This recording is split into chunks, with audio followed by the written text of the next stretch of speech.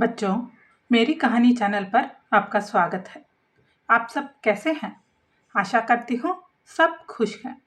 आज की कहानी है हिरण का समय यात्रा एपिसोड 2। जंगल के चारों तरफ घना धुआं और पेड़ों की गहरी छाया थी। आरा अपनी चंचल आंखों से हर तरफ देख रहा था। जहां तक उसकी नजर जा सकती थी, उसने देखा वहां एक विशालकाय पेड़, अजीब सी वनस्पतियां और जमीन पर अजीब अजीब जानवर चल रहे थे। उसने अपने जीवन में ऐसा कुछ भी नहीं देखा था। ये मैं कहाँ आ गया? आरा ने खुद से पूछा। उसका दिल तेजी से धड़क रहा था, लेकिन उसकी जिज्ञासा उसके डर पर हावी होने नहीं दे रहा था। तभी एक गहरी गूंज सुनाई दी। आरा ने सिर उठाकर देखा। एक विशाल ब्रोंटोसॉरस उसकी तरफ बढ़ रहा था। उसका हर कदम जमीन को हिला देखता था। आरा ने सांस रोक ली और झाड़ियों में छुप गया। कुछ समय बाद आरा ने हिम्मत जुटाई और अपनी छुपने की जगह से बाहर निकला। वो सावधानी से चल रहा था, अपने चारों ओर देखते हुए। उसने बड़े बड़े जानवरों को घास खाते हुए देखा, लेकिन उसकी उत्सुकता ने उसे और आगे बढ़ने पर मजबूर कर दिया। तभी एक झटका लगा। आरा ने पीछे मुड़कर देखा तो एक ट्राइसेराटॉप्स की पूंछ उसकी तरफ झूल रही थी। उसे देखकर आरा हड़बड़ा गया। वो तुरंत दौड़ने लगा। हालांकि ट्राइसेराटॉप्स ने उसे कोई नुकसान नहीं पहुंचाया और वापस घास खाने में जुट गया।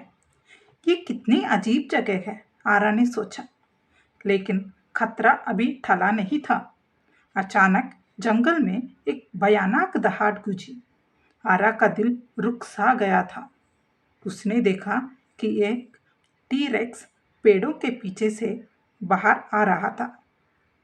उसकी आंखें शिकार की तलाश में घूम रही थी।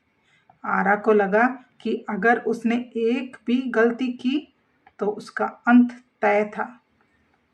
आरा तुरंत घास के ढेर के पीछे छिप गया, लेकिन टीरेक्स की नाक बहुत तेज थी। वो उसी तरफ बढ़ने लगा। आरा ने सांस रोक ली। तभी पास की झाड़ियों में से एक छोटा सा जीव कूदकर बाहर आया और जोर से आवाज करने लगा।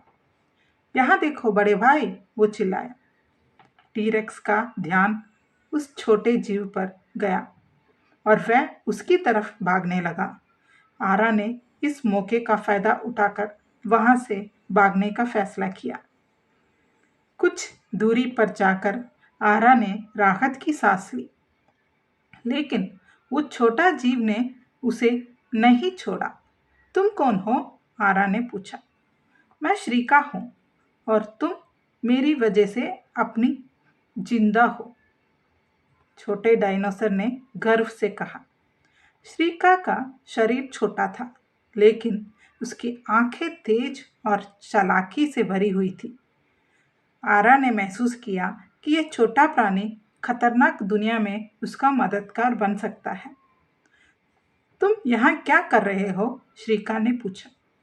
आरा ने उसे अपनी कहानी सुनाई, कैसे उसने पत्थर को छुआ और इस अजीब दुनिया में आ गया। श्रीका ने कहानी सुनने के बाद गंभीर होकर कहा, अगर तुम वापस जाना चाहते हो तो तुम्हें वही पत्थर फिर से ढूंढना होगा। लेकिन वो पत्थर कहाँ मिलेगा? आरा ने चिंतित होकर पूछा।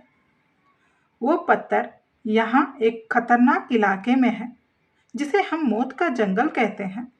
वहाँ बड़े शिकारी रहते हैं और उनके बीच से गुजरना आसान नहीं है।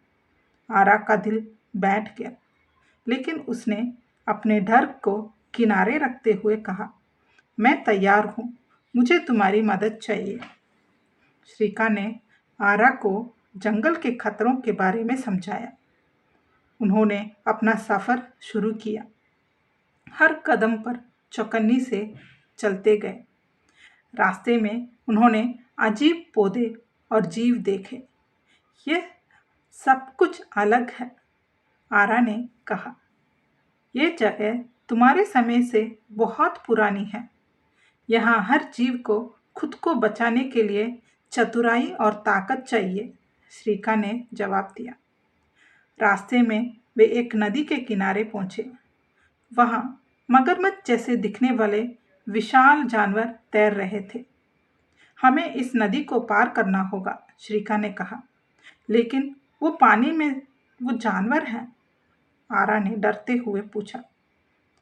उनसे बचकर चलना होगा। और हाँ, याद रखना, अगर तुम्हें जिंदा रहना है तो मेरी बात माननी पड़ेगी। उन्होंने धीरे धीरे नदी पार की, हर कदम सावधानी से रखते हुए। आरा का दिल हर पल जोर जोर से धड़क रहा था, लेकिन श्रीका की चतुराई से वह सुरक्षित पार कर गया।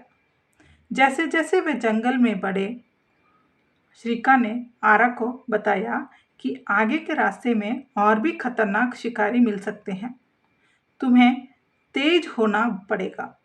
जब हम मौत के जंगल में जाएंगे तो तुम्हें अपने डर को काबू में रखना होगा, श्रीका ने चेतावनी दी।